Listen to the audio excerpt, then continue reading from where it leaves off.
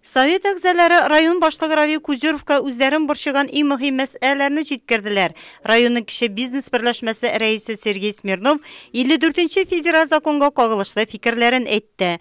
Быелның 17 июлендә Татарстан президенты каршындагы эшмәкәрләр буенча советның 5-нче киңәйтелгән утырышы үткәреләчәк.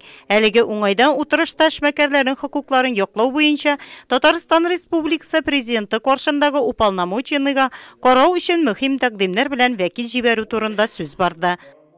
Обсудить наиболее ряд важных вопросов.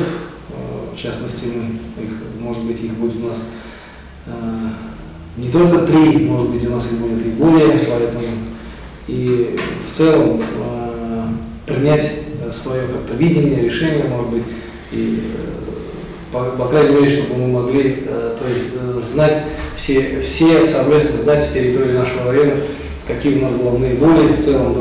Иҗтимагый совет утырышында сүз авыл җирлекләрендә касса аппаратлары, сәүдә нокталарын үз территорияләрен тәртипкә китерү, бердәм архитектура бизәлеш хакында да сүз барды.